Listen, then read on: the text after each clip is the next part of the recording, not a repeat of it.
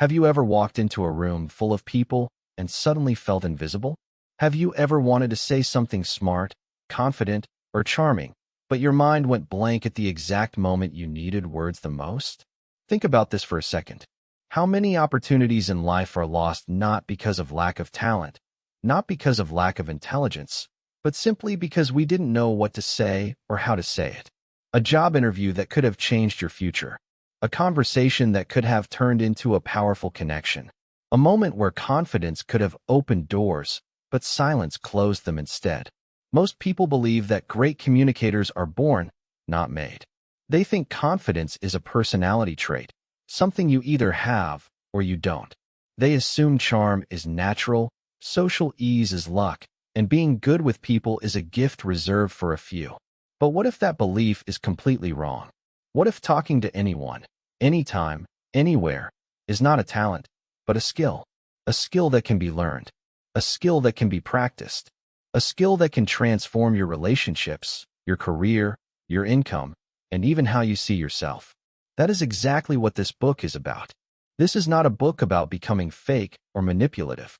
This is not about memorizing clever lines or pretending to be someone you're not. This is about understanding human nature, emotional safety, connection, and trust. Because here's the truth no one tells you. People don't remember your words. They remember how you made them feel.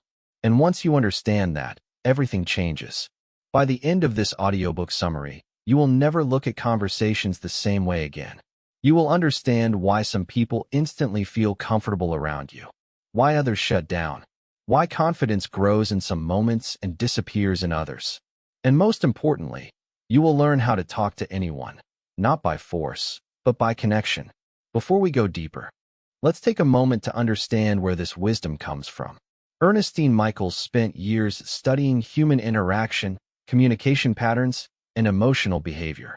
She wasn't trying to create another self-help book filled with motivational quotes. She was trying to solve a very real problem that affects millions of people every single day. The fear of speaking, the anxiety of starting conversations, the pain of being misunderstood, the frustration of knowing you're capable of more, but feeling stuck behind invisible walls. Nancy Higgins, the narrator, brings these ideas to life with warmth and clarity, turning concepts into real, human experiences. And Kanthi Publishing helped shape this work into something practical, relatable, and timeless. This book exists because too many intelligent, talented, kind people are held back, not by ability, but by communication. And communication is the currency of life. Every friendship begins with words. Every relationship deepens through conversation. Every opportunity arrives through interaction. Yet most of us were never taught how to talk. We were taught math. We were taught history.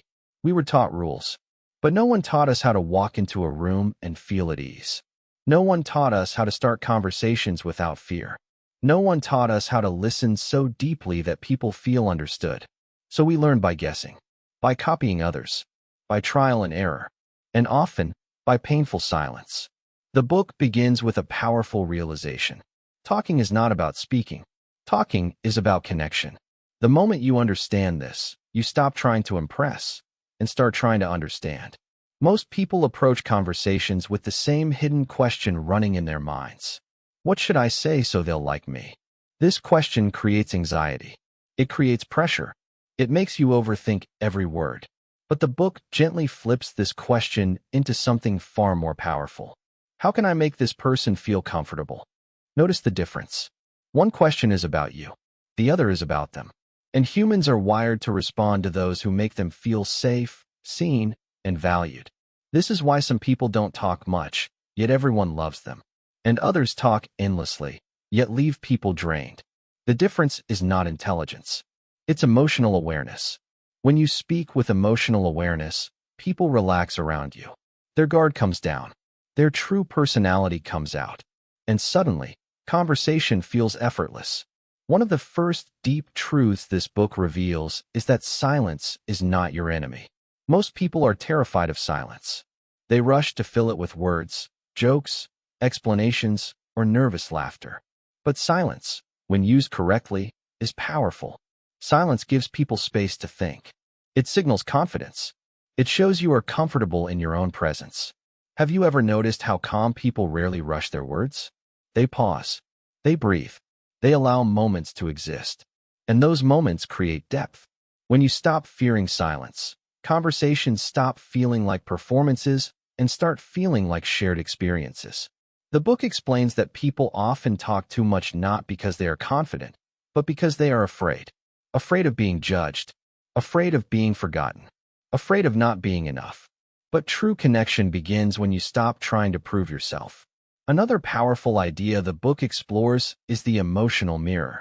People unconsciously mirror the emotional energy of the person they are talking to. If you are tense, they feel tense. If you are relaxed, they relax. If you are rushed, they feel rushed. This is why your internal state matters more than your words. You can say all the right things, but if your energy is anxious, people feel it. That's why the book encourages slowing down before conversations, taking a breath, grounding yourself, because calm is contagious. When you enter a conversation calmly, you silently give the other person permission to be calm too. And once calm exists, connection becomes possible. Another deep insight shared early in the book is that people want to feel interesting, not impressed. This is where many conversations fail. People try to impress by talking about achievements, opinions, knowledge, or experiences. But impressing rarely creates closeness. Interest creates closeness. When you show genuine curiosity about someone's thoughts, feelings, and experiences, something powerful happens. They open up. And when someone opens up, trust begins to form. This is why asking thoughtful questions is more powerful than giving impressive answers.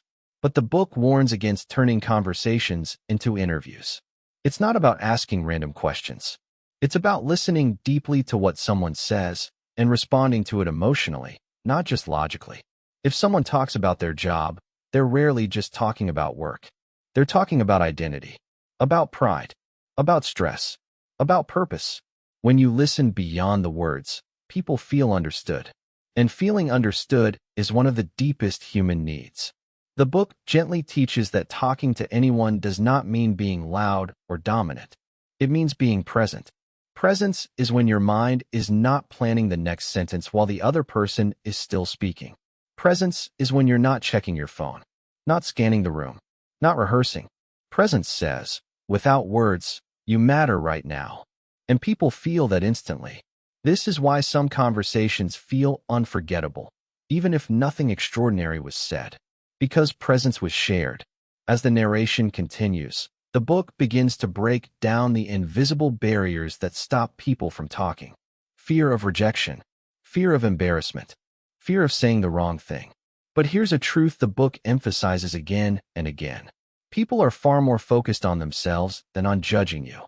Most people are worried about how they sound, how they look, how they're coming across. Once you realize this, the fear begins to loosen its grip. You stop seeing conversations as tests. You start seeing them as shared moments between imperfect humans. And that shift alone changes everything. The book doesn't promise that every conversation will go perfectly, but it promises something more valuable. Freedom. Freedom from overthinking. Freedom from self-judgment. Freedom to speak without fear. Because confidence is not the absence of fear. Confidence is the willingness to connect despite it. And as this audiobook continues, you'll discover how small changes in tone, timing, listening, and intention can completely transform how people respond to you. Not through manipulation, but through understanding. Not through pretending, but through presence. And this is only the beginning. As the book moves deeper, it begins to gently expose something most people never realize about conversations. Most conversations don't fail because of bad words. They fail because of emotional misalignment. You see, every conversation has two layers happening at the same time. The surface layer is words. The deeper layer is emotion. Most people only pay attention to words. But the people who connect effortlessly, the people who seem natural, confident, and magnetic, are responding to emotion. Someone might say, I'm fine, but their tone says exhaustion. Someone might say, I love my job, but their eyes say frustration. Someone might laugh, but their body says discomfort. This book teaches that if you listen only to words, you miss the truth. But if you listen to emotion, you understand the person. And once a person feels understood, they feel safe. Safety is the foundation of every good conversation. Without safety, people perform. With safety, people reveal. This is why the book explains that how you react matters more than what you say next. When someone shares something personal and you immediately judge, correct, or interrupt, you close the door. But when you acknowledge, pause, and accept, you open it wider. Even something as simple as saying, "That sounds difficult," or "I can understand why you'd feel that way," can transform the entire direction of a conversation. Not because you solved anything, but because you validated emotion. And validation is powerful. The book emphasizes again and again that validation does not mean agreement. It means recognition. You can disagree with someone and still make them feel heard. You can have different opinions and still maintain connection. Most arguments don't start because of disagreement. They start because someone feels dismissed. Once you understand this, conversations stop feeling like battles and start feeling like bridges. Another major insight the book explores is the concept of social timing. Many people say the right thing at the wrong time. They give advice when someone wants empathy. They joke when someone wants seriousness. They speak when someone needs space. Good communication is not just about words, it's about timing. The book teaches you to watch for emotional signals. When someone leans in, they're engaged. When they cross their arms, they're guarded. When they look away repeatedly, they're overwhelmed. These signals tell you when to speak, when to pause, and when to change direction. Once you learn to read these cues, conversations feel almost intuitive. You stop forcing. You start flowing. The narration then moves into one of the most misunderstood aspects of talking to anyone: confidence. Most people believe confidence means being bold, loud, or dominant. But the book gently corrects this belief. True confidence is comfort with yourself. It's not trying to prove worth. It's not trying to control the outcome. It's not trying to impress. Confidence shows up as calmness, as steadiness, as ease. This is why confident people don't rush conversations. They don't overshare. They don't explain themselves excessively. They trust that they are enough. And that trust is felt by others. The book explains that insecurity often reveals itself not through silence, but through over-talking. Talking too fast. Talking too much. Talking without listening. These behaviors are often unconscious attempts to gain approval. But approval-seeking pushes people away. Connection pulls people closer. The more you let go of needing to be liked, the more likable you become. This sounds paradoxical, but it's deeply true. People feel uncomfortable around those who need validation. They feel relaxed around those who are self-assured. And self-assurance is something you build, not something you fake. The book encourages small daily practices: slowing your speech, breathing before responding, allowing moments of silence. These tiny shifts rewire how people perceive you. Another powerful section of the book explores how conversations begin. Starting a conversation is often the hardest part.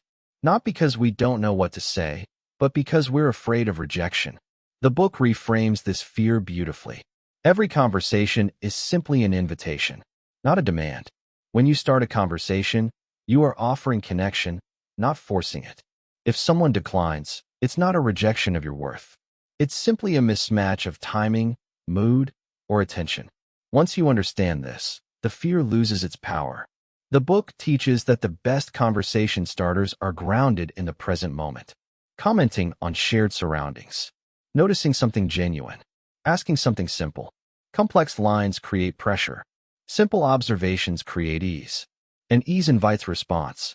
The narration explains that people feel most comfortable responding to authenticity. When you speak honestly, without exaggeration or performance, people relax. This is why scripted lines often fail. They sound rehearsed. They sound disconnected. Real connection comes from real presence. As the book continues, it dives into the importance of listening without fixing. This is especially relevant in modern life, where everyone is rushed, distracted, and overloaded. Many people listen only to respond. They wait for their turn to speak. They plan advice. But advice, when unsolicited, often feels like judgment. The book teaches that most people don't want solutions. They want understanding. When someone shares a problem, your role is not to solve it unless they ask. Your role is to listen fully. This kind of listening builds deep trust. People remember who made them feel safe, not who gave the best advice. This is why strong relationships are built on emotional presence, not intellectual superiority. The book also addresses talking in professional environments. Workplace communication often feels tense because people are afraid of appearing weak or wrong. But the book reveals that clarity and respect matter more than dominance. Speaking calmly, being direct without aggression, listening without defensiveness. These qualities create influence. Influence is not control. Influence is trust. People follow those who make them feel respected. The narration emphasizes that good communicators don't dominate meetings, they guide them. They ask thoughtful questions. They acknowledge others' contributions. They create space. And in doing so, they naturally become leaders. As the book unfolds further, it explores how emotions travel faster than logic. You can make a logical argument, but if your tone is harsh, people resist. You can share a brilliant idea, but if your energy is anxious, people hesitate. Emotion sets the frame for everything. This is why emotional intelligence is more important than verbal intelligence in conversations. Once you understand emotions, words follow naturally. The book gently reminds us that everyone carries invisible struggles. Stress, fear, loneliness, pressure. When you approach conversations with kindness instead of assumption, everything softens. You stop reacting. You start responding. And responding is where connection lives. This part of the audiobook plants a powerful seed. Talking to anyone is not about mastering techniques. It's about mastering awareness. Awareness of yourself. Awareness of others. Awareness of the moment. Once awareness grows, communication becomes natural. Not perfect, but real. And real is always more powerful than polished. As the book continues unfolding, it begins to address one of the most painful experiences people carry silently through life: awkwardness. Awkwardness is not a personality flaw. It's a moment of uncertainty. Most people think awkward moments mean something went wrong, but the book reframes this beautifully.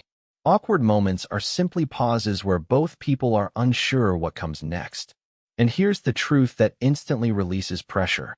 Awkwardness only becomes uncomfortable when you try to escape it. When you rush to fill space, crack forced jokes, or over-explain, you magnify the tension. But when you accept the pause, something surprising happens. The tension dissolves. The book explains that comfort with awkwardness is a sign of emotional maturity. People who are at ease with silence signal safety. They signal confidence. They signal authenticity. This is why some people can pause mid-conversation and it feels natural, while others speak continuously and still feel uncomfortable. The difference is not words. It's self-acceptance. When you accept yourself, you stop trying to perform. And performance kills connection. Another powerful idea the book explores is the myth of the perfect conversation. There is no perfect conversation. Real conversations are messy. They wander. They pause. They sometimes misfire. And that's okay. When you let go of perfection, you become present. Presence allows mistakes. Presence allows humanity. People don't connect with perfection. They connect with honesty. The narration then moves into one of the most transformative lessons in the entire book: how to talk to strangers. For most people, strangers represent fear. Fear of rejection. Fear of embarrassment. Fear of being ignored. But the book flips this fear on its head. Strangers don't know your past. They don't know your insecurities. They don't know your mistakes. You are free with strangers. This freedom is often overlooked. The book explains that when talking to strangers, you're not risking reputation. You're gaining experience. Every small interaction builds social strength. A simple greeting, a brief comment, a shared smile. These moments train your nervous system to relax around people. Confidence is not built in big leaps. It's built through small repetitions. The book encourages readers to see conversations as practice, not performance. There is no failure in practice, only learning. And once this mindset shifts, fear begins to fade. Another deep insight appears as the narration flows forward. People often believe they need something interesting to say. But interesting conversations don't come from interesting people. They come from interested people. Curiosity creates energy. When you are genuinely curious, your questions become natural. Your responses become thoughtful. Your presence becomes engaging. The book explains that curiosity removes self-consciousness. When your focus is on the other person, your inner critic quiets down. This is why curiosity is one of the most powerful tools in communication. It shifts attention outward. And where attention goes, anxiety fades. As the audiobook progresses, it addresses the subtle but critical role of tone. Words carry meaning. Tone carries emotion. The same sentence can feel supportive or dismissive depending on tone. The book gently teaches that warmth in tone creates openness. Slowing down your speech, softening your voice, allowing natural pauses. These small adjustments change how your message is received. People respond to tone before they process words. This is why calm voices soothe and harsh voices trigger resistance. The narration emphasizes that communication is not just verbal. Your body speaks before your mouth does. Posture, eye contact, facial expression. These signals tell people whether you're safe, rushed, interested, or distant. You don't need exaggerated gestures. You need alignment. When your body and words match, people trust you. When they don't, people feel uneasy, even if they can't explain why. The book then explores why people interrupt. Interrupting is often seen as rude, but the book offers a deeper understanding. People interrupt when they feel unheard, when they feel rushed, when they feel anxious. Once you understand this, interruptions stop feeling personal. Instead of reacting defensively, you can slow the conversation down by acknowledging what was said, by creating space. This often reduces interruptions naturally, because people interrupt less when they feel listened to. The narration then gently transitions into emotional honesty. Many people believe they need to hide vulnerability to appear strong, but the book reveals something counterintuitive. Appropriate vulnerability builds trust. When you admit uncertainty, when you share small struggles, when you speak honestly without oversharing, people relate. They don't see weakness. They see humanity. The book makes it clear, vulnerability is not dumping emotions. It's sharing truth with boundaries. And boundaries are essential. Oversharing creates discomfort. Undersharing creates distance. Balance creates connection. As the audiobook continues, it explores difficult conversations. These are the conversations most people avoid. Confrontation, honest feedback, emotional boundaries. The book explains that difficult conversations are only difficult when emotions are ignored. When emotions are acknowledged, clarity becomes possible. You don't need to accuse. You don't need to defend. You need to express feelings calmly and clearly. Using I instead of you. Describing experiences instead of making judgments. This approach reduces defensiveness because people resist blame but respond to honesty. The narration emphasizes that courage in communication is not aggression. It's clarity with kindness, and that combination builds respect. The book also highlights how communication affects money and career. Opportunities often come from conversations, not resumes. People hire those they trust. They promote those they feel comfortable with. They invest in those who communicate clearly. This doesn't mean being the loudest voice in the room. It means being the most grounded, listening in meetings, speaking thoughtfully, responding calmly under pressure. These qualities create professional influence. Influence leads to opportunity. The audiobook continues to weave together psychology and practice, showing that communication is deeply connected to self-worth.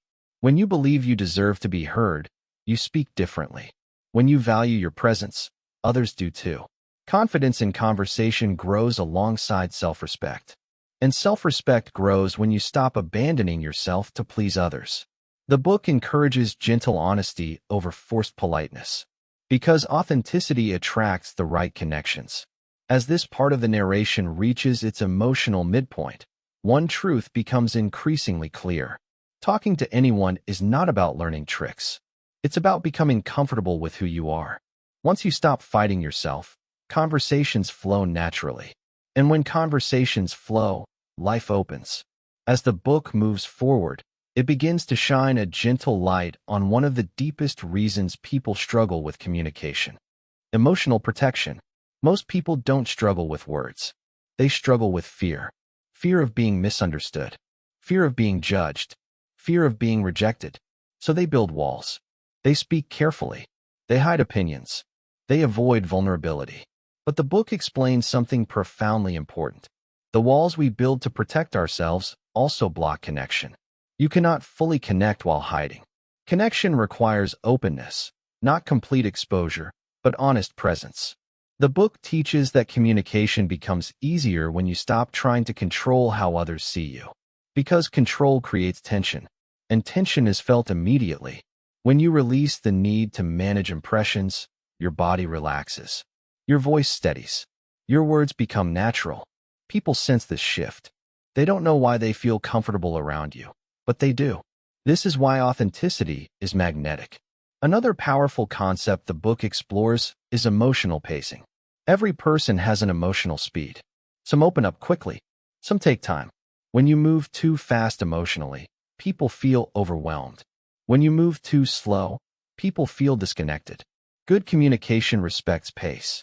The book encourages matching, not mimicking, but respecting the other person's rhythm. If someone shares lightly, respond lightly. If someone goes deeper, follow gently. This emotional matching creates harmony. It signals respect, and respect builds trust. The narration then shifts toward communication in relationships. Romantic relationships, friendships, family connections. Many conflicts in relationships are not about what happened, but about how it was communicated. Tone replaces intention. Reaction replaces understanding. The book explains that emotional reactions often come from unmet needs. When someone reacts strongly, they are often saying, "I don't feel heard." Once you understand this, you stop reacting to reactions. Instead, you respond to needs. This transforms argument into conversations. Instead of trying to win, you try to understand. And understanding softens even the hardest moments. The book emphasizes that listening is not passive. Listening is active presence. Nodding, eye contact, reflecting back what you hear. These signals say, "I'm with you." And feeling accompanied reduces emotional intensity. The narration then explores how communication shapes self-image. The way you talk to others reflects how you talk to yourself. If you constantly apologize for existing, people treat you accordingly. If you minimize your thoughts, people overlook them. The book encourages self-respect in speech. Not arrogance, not dominance, but clarity. Speaking clearly, setting boundaries calmly, expressing needs honestly. This teaches others how to treat you. Because communication is not just expression, it's instruction. You teach people how to interact with you through how you communicate. As the audiobook flows deeper, it addresses rejection. Rejection is one of the biggest fears in human interaction. But the book reframes rejection in a powerful way. Rejection is information, not a verdict. It tells you about compatibility, timing, or emotional readiness, not about your worth. When you understand this, rejection loses its sting. You stop personalizing outcomes. And when you stop personalizing, you stay open. Openness is what keeps conversations alive. The narration then explores communication during stress. Stress narrows perception. It shortens patience. It sharpens reactions. Under stress, people don't hear clearly. This is why timing matters. The book teaches that serious conversations require emotional readiness. If someone is overwhelmed, logic won't land. Calm must come first. You soothe emotion before solving problems. This applies to relationships, workplaces, and even self-talk. You cannot reason with yourself when you're emotionally flooded.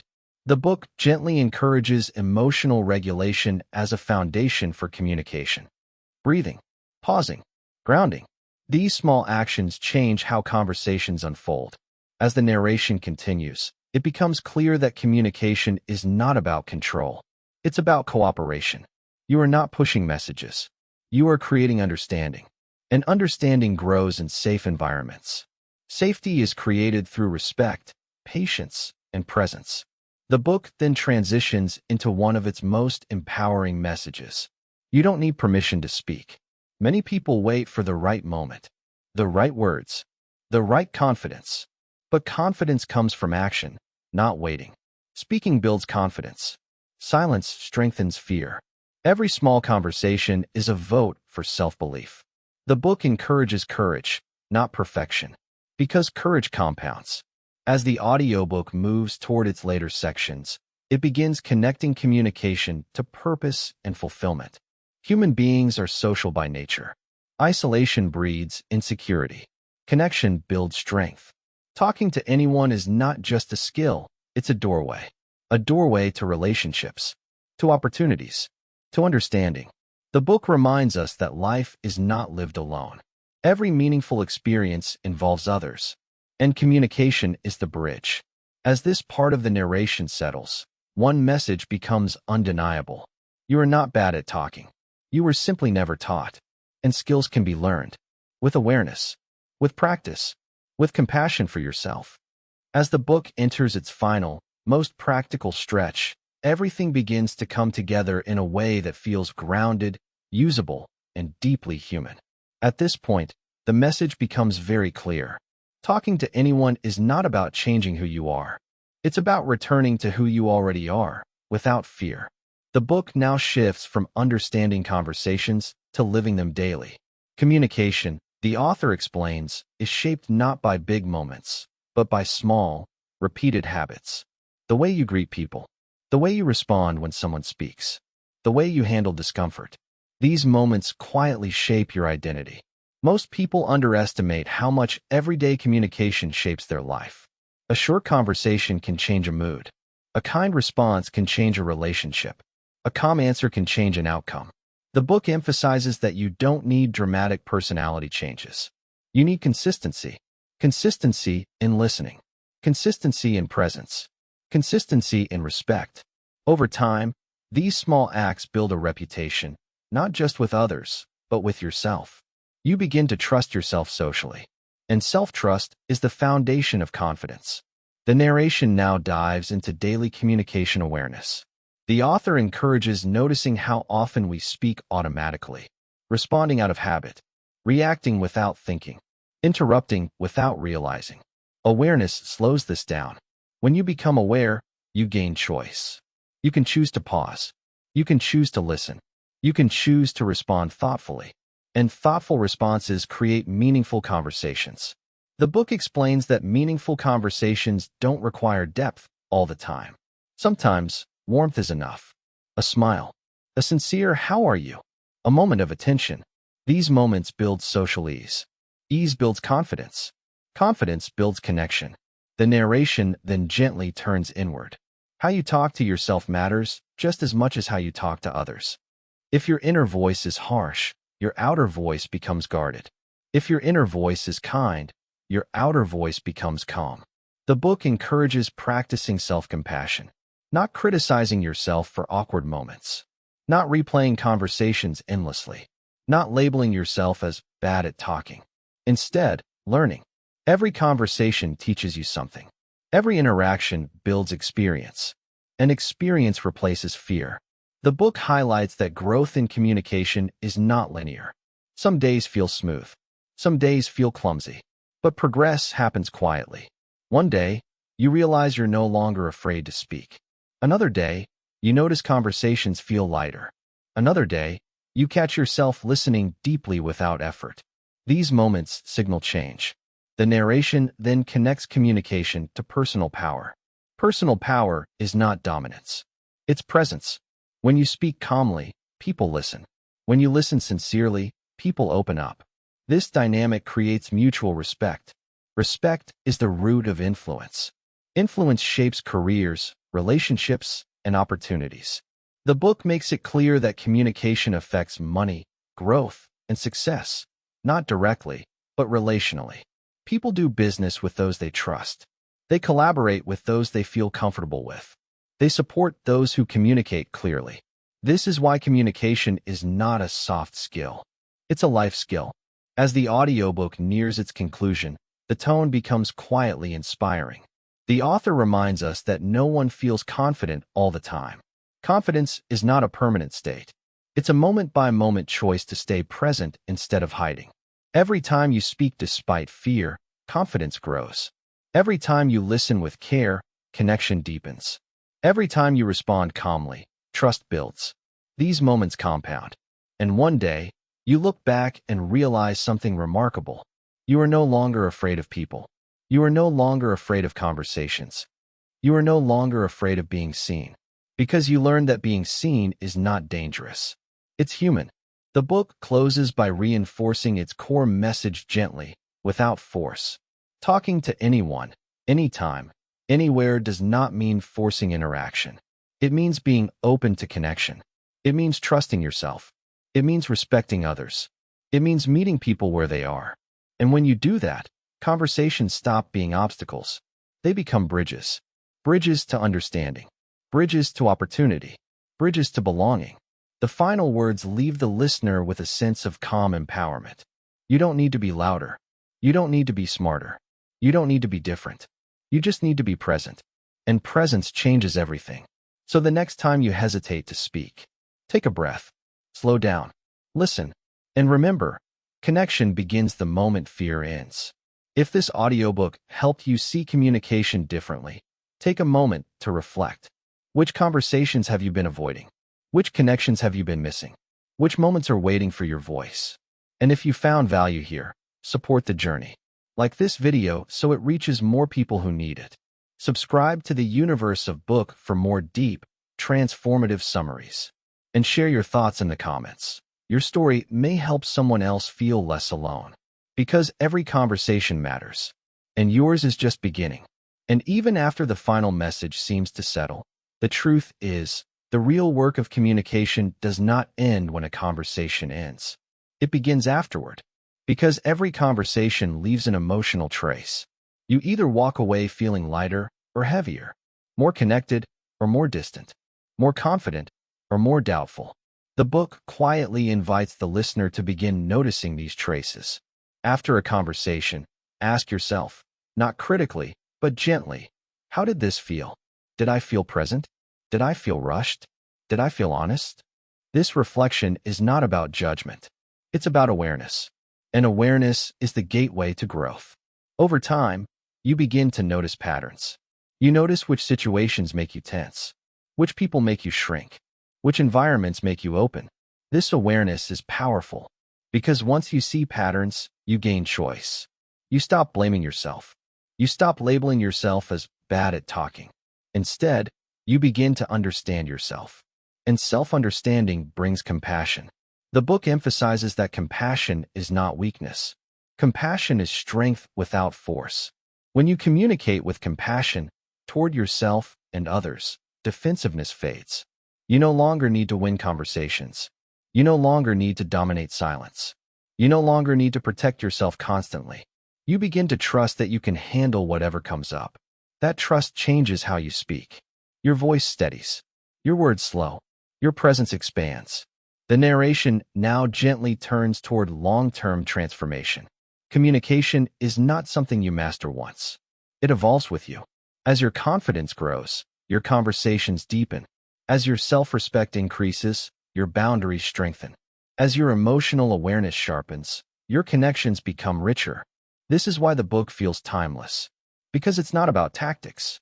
It's about becoming someone who is emotionally available, grounded, and real. And that version of you can talk to anyone. The book also reminds us that not every conversation needs to be meaningful. Sometimes, lightness is enough. Small talk is not shallow, it's social glue. A simple exchange can create familiarity. Familiarity creates comfort. Comfort creates trust. You don't need deep conversations with everyone. You just need respectful ones. And respect is communicated through tone, attention, and patience. As the audiobook stretches on, it leaves the listener with an important realization. Communication is not something you do to people. It's something you create with them. This removes pressure. You are not responsible for carrying conversations alone. You are not responsible for controlling outcomes.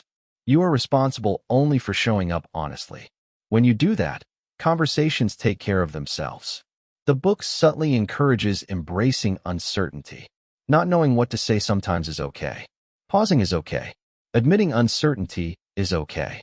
In fact, it often deepens trust, because certainty can feel rigid, but openness feels human. As the narration continues to breathe, it reinforces a final, grounding truth. You belong in conversations. You don't need permission.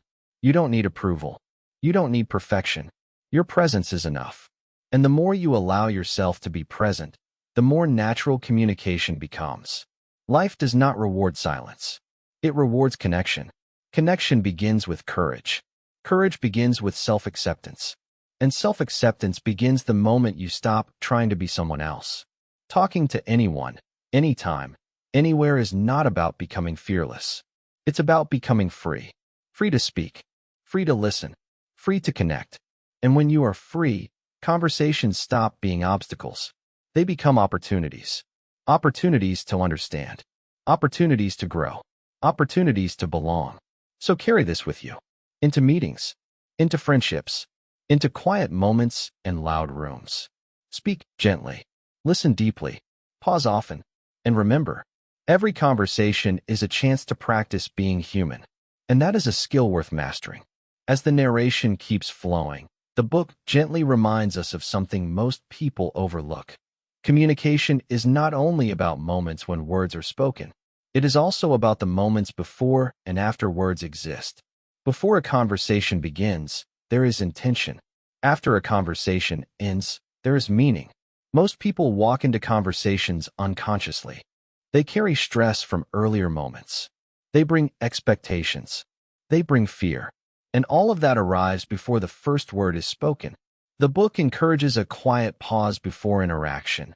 Not a ritual, not something dramatic, but a mental reset. Just a breath.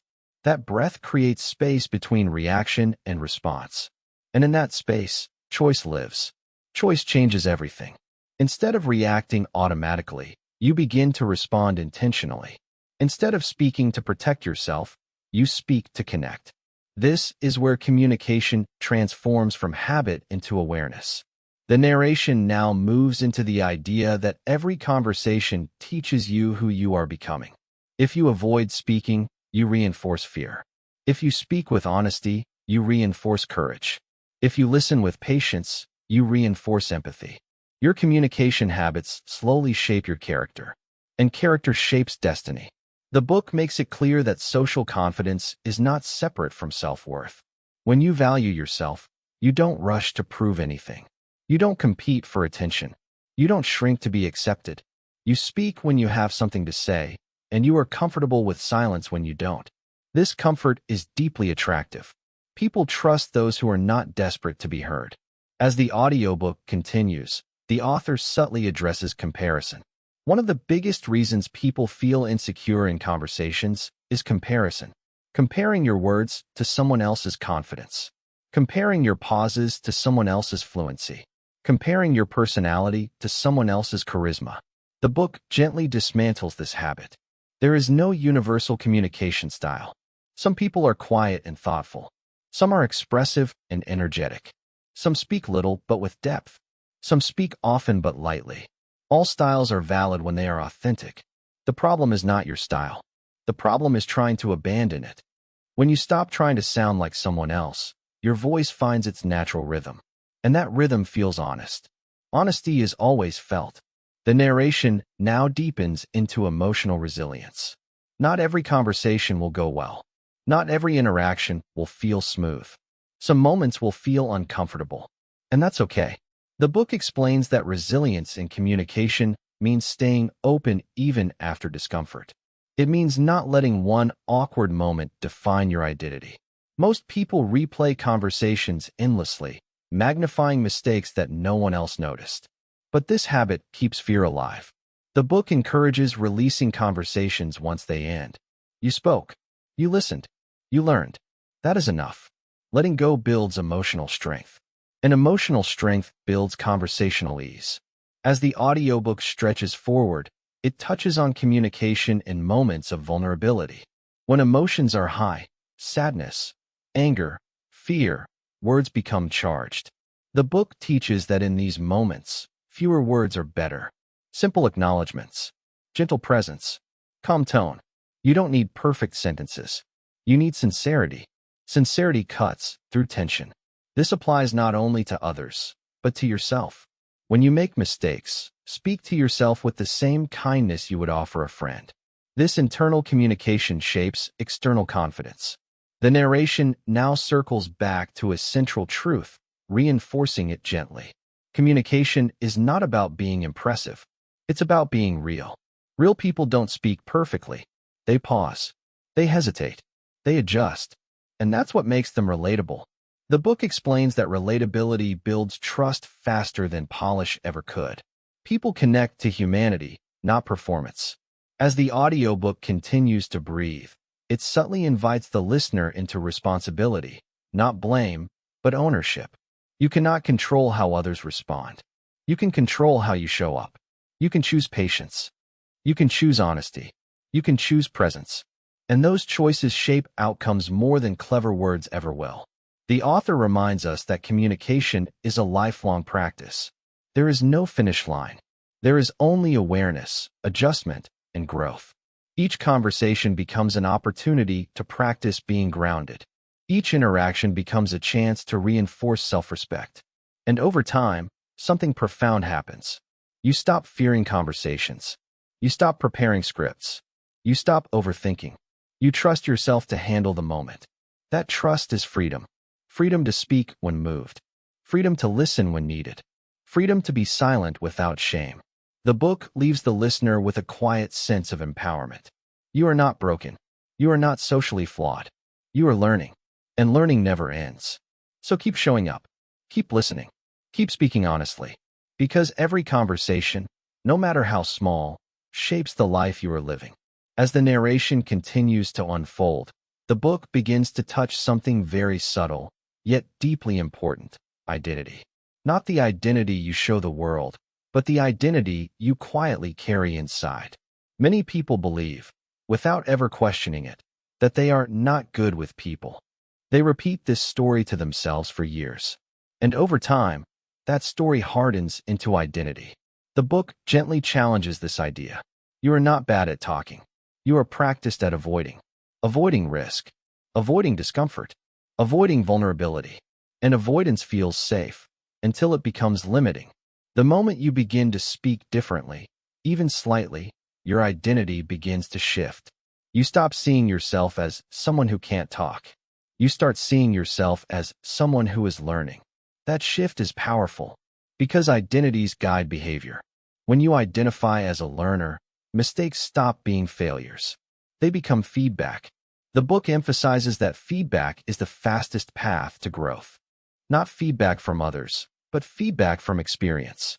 Each conversation teaches you something about timing, tone, emotion, energy, and over time, your intuition sharpens. You no longer analyze conversations, you feel them. This is where communication becomes natural. The narration now moves into social courage. Courage in conversation is quiet. It's not dramatic. It's not loud. It's the courage to say hello. The courage to ask a question. The courage to be honest instead of agreeable. This kind of courage grows slowly. But once it grows, it stabilizes. You don't lose it easily. The book reminds us that courage is built in ordinary moments, not extraordinary ones. Every day offers practice. At the store, at work, in passing interactions. You don't need to force depth. You just need to show presence. Presence accumulates, and accumulation creates change. As the audiobook continues, the author explores emotional responsibility. You are not responsible for managing other people's feelings, but you are responsible for how you express yourself. This distinction is freeing. When you stop trying to control reactions, you relax. You speak more honestly. You listen more openly. And honesty, when delivered with respect, strengthens relationships, even when conversations are difficult. The book explains that many people silence themselves to avoid conflict. But unspoken thoughts don't disappear. They turn into resentment, distance, withdrawal. Healthy communication allows truth to surface gently before it becomes heavy. The narration emphasizes that speaking up does not mean being harsh. Clarity can be kind, and kindness can be firm. This balance is the heart of mature communication. As the audiobook flows forward, it addresses emotional safety in groups. Group conversations often trigger insecurity. People worry about being interrupted, ignored, overshadowed. The book offers a calming reminder. You don't need to compete for space. You need to claim your pace. Speaking calmly and clearly, even briefly, often carries more weight than speaking frequently. Groups respond to grounded energy. When you speak with intention, people listen. And if they don't, it doesn't define your worth.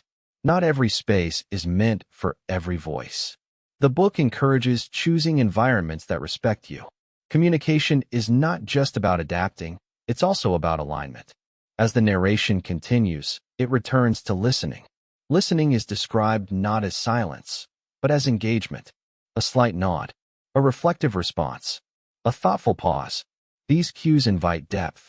Depth transforms surface-level interactions into meaningful exchanges.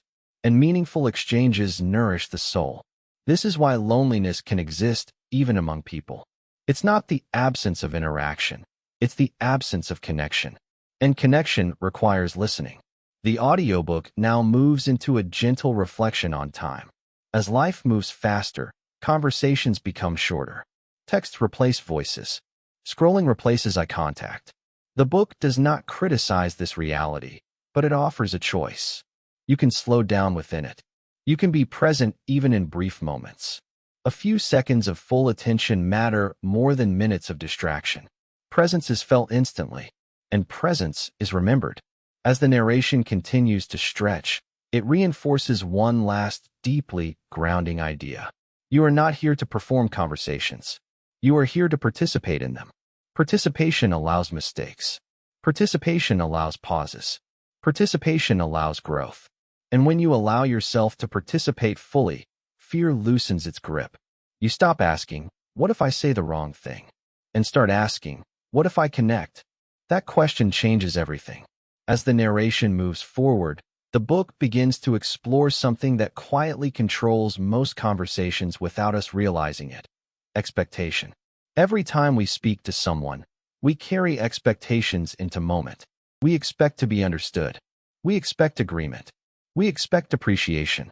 And when those expectations aren't met, disappointment appears. The book gently teaches that expectations are often the hidden source of tension in communication. When you expect something from a conversation, you begin to push instead of connect. You listen less. You speak more defensively.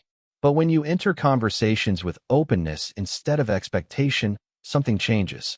You become curious rather than reactive. You become present rather than strategic. This shift alone transforms how conversations feel. The narration explains that letting go of expectation does not mean lowering standards. It means releasing control. And control is heavy. When you release control, conversations breathe.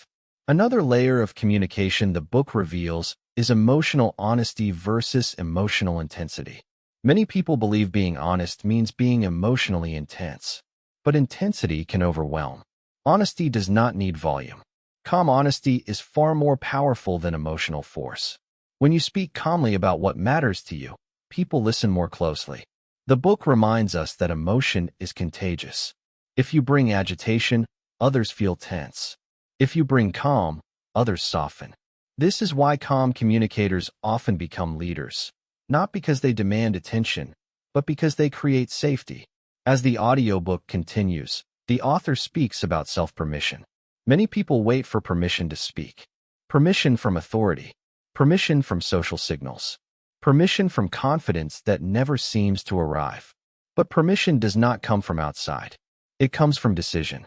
The moment you decide that your voice matters, you begin to speak differently. Not louder, but clearer. Clarity changes posture.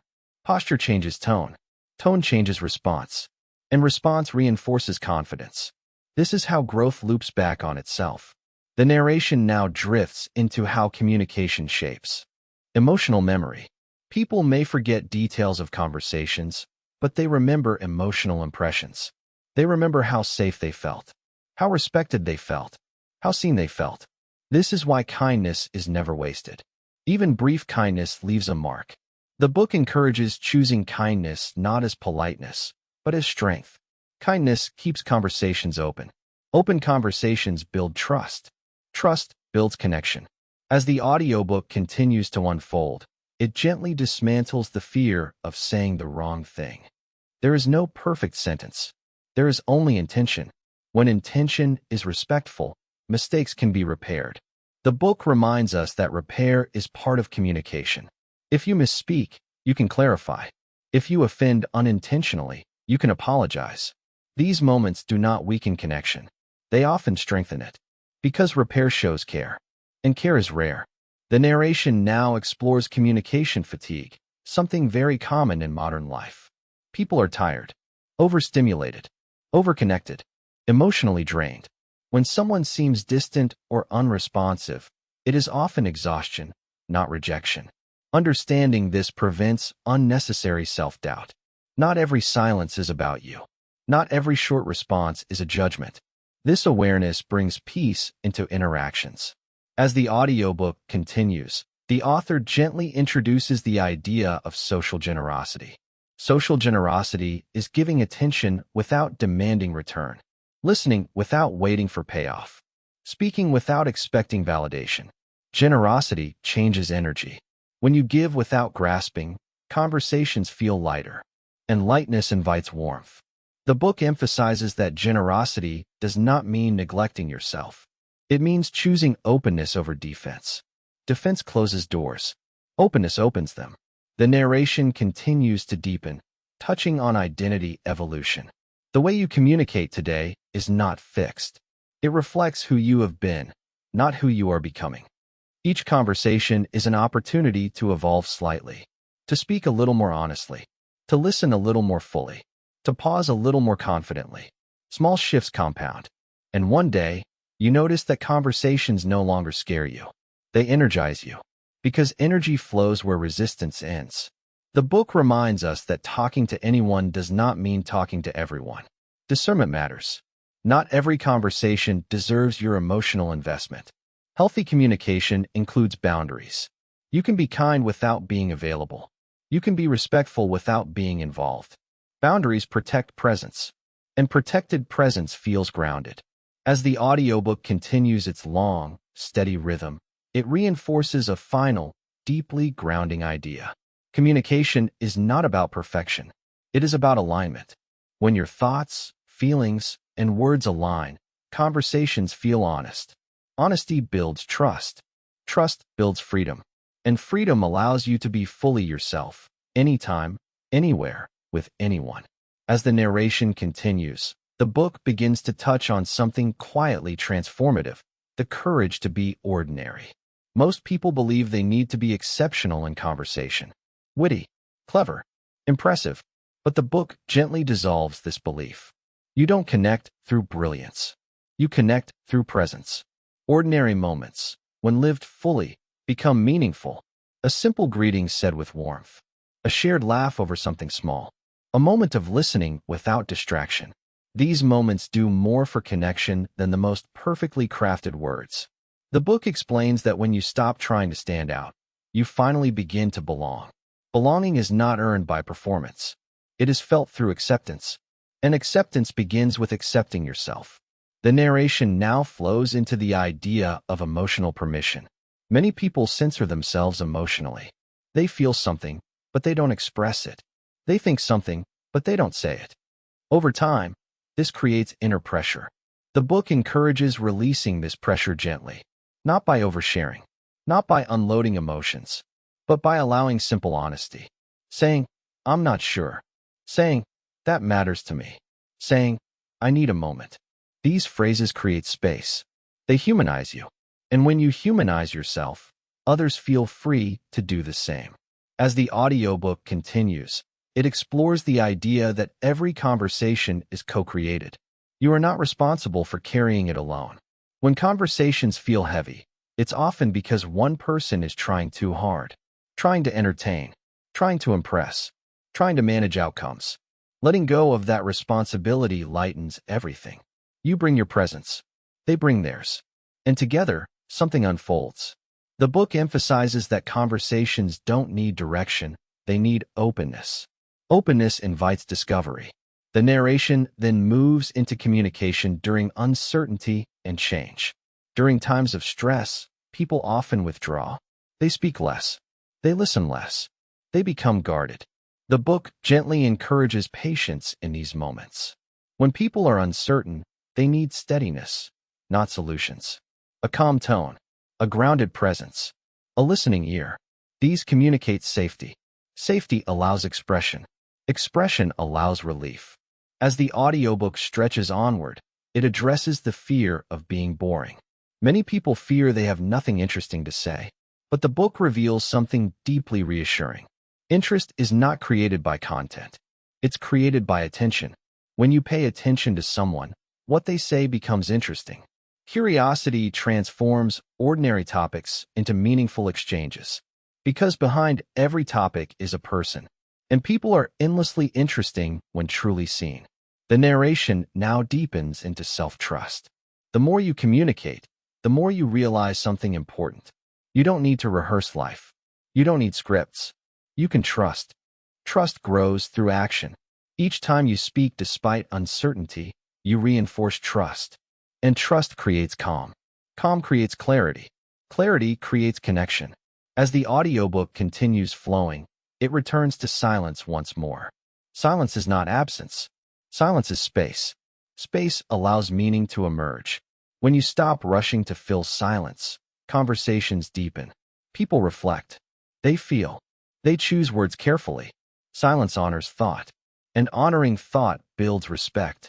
The book gently reminds us that listening without interruption is one of the rarest gifts in modern life. Offering that gift sets you apart effortlessly.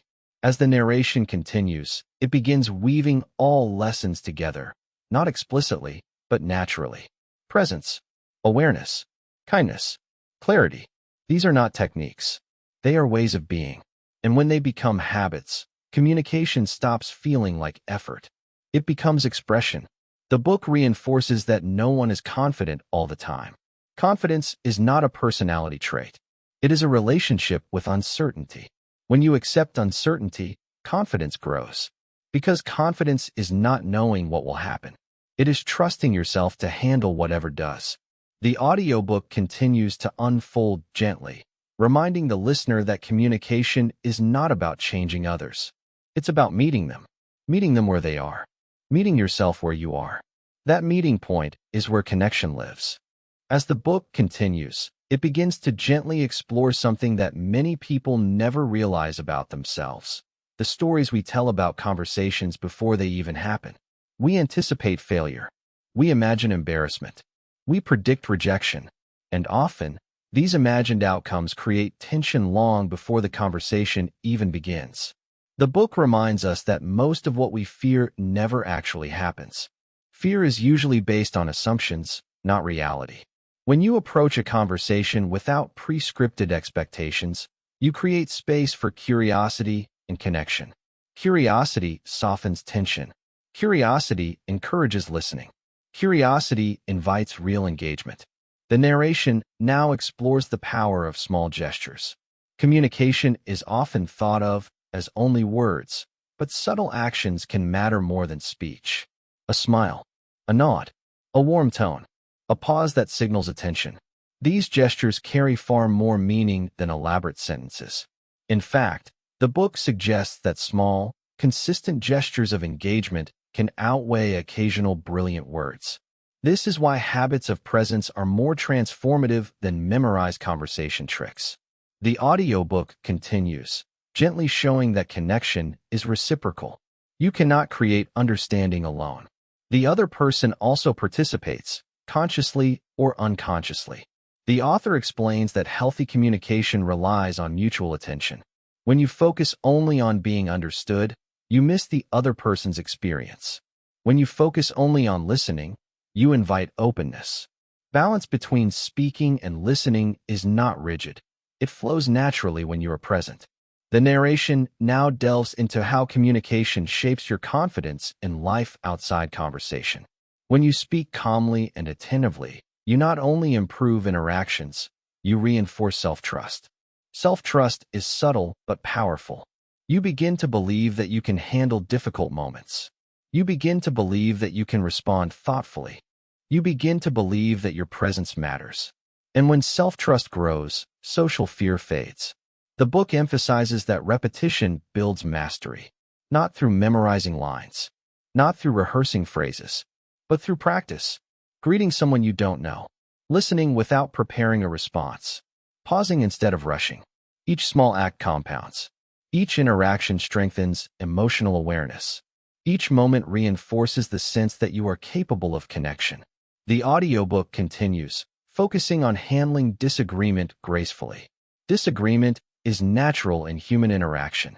It becomes stressful only when emotions are mismanaged. The book teaches that responding calmly, rather than reacting defensively, creates respect. Expressing your perspective without blaming the other person and listening without interrupting shifts the conversation from conflict to collaboration. When disagreements are handled with clarity and empathy, relationships often strengthen rather than fracture.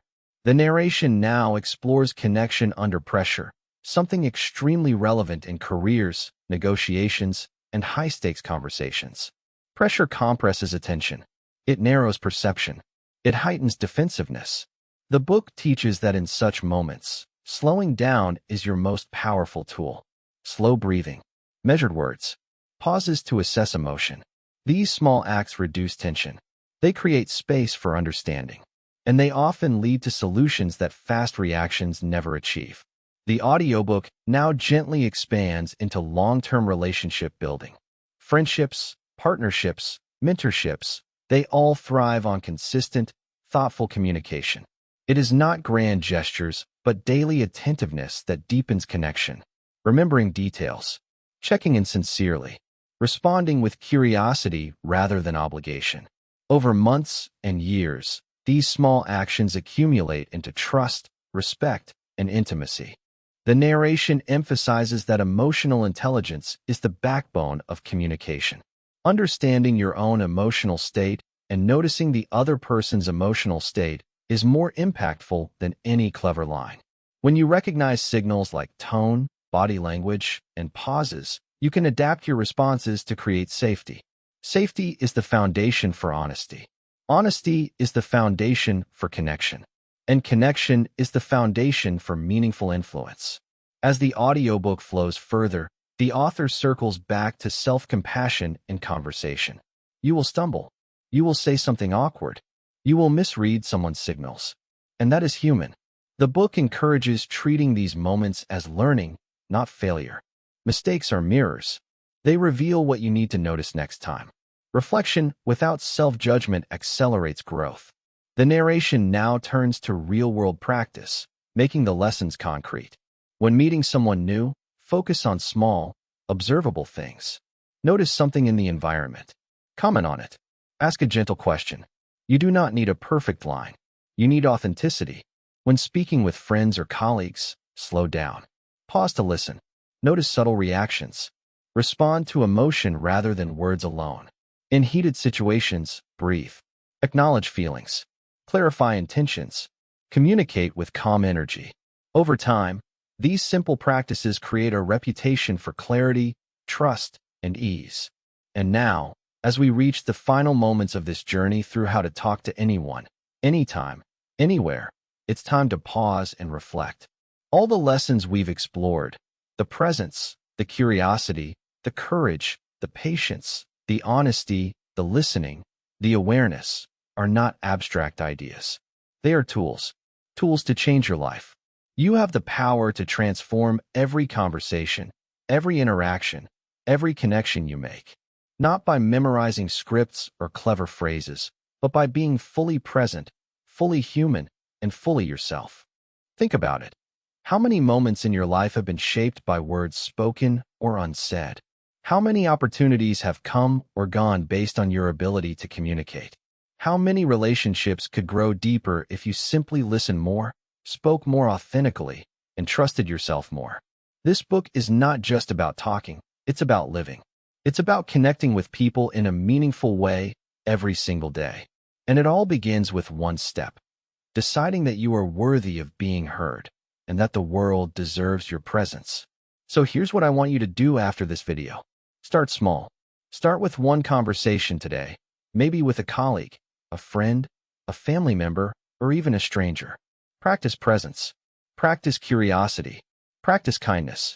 Notice how it feels to truly listen and truly be yourself. And don't stop there. Keep building, keep showing up, keep learning. Each conversation is practice. Each moment of courage compounds into confidence. Each act of genuine connection strengthens not just relationships, but your life.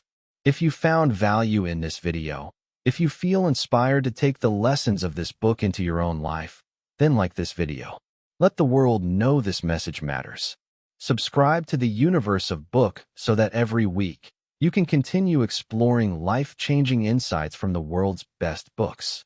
Turn on notifications so you never miss a story that could transform your thinking, your communication, and your life, and most importantly, I want you to share your experience in the comments below. Tell us which conversation you're going to approach differently starting today. Your story could inspire someone else to take the first step too. Remember, every conversation is an opportunity. Every word has power. Every pause has meaning. And your presence is more than enough. Take these lessons, apply them, live them, and watch how your life, your relationships, and your opportunities begin to change, one conversation at a time.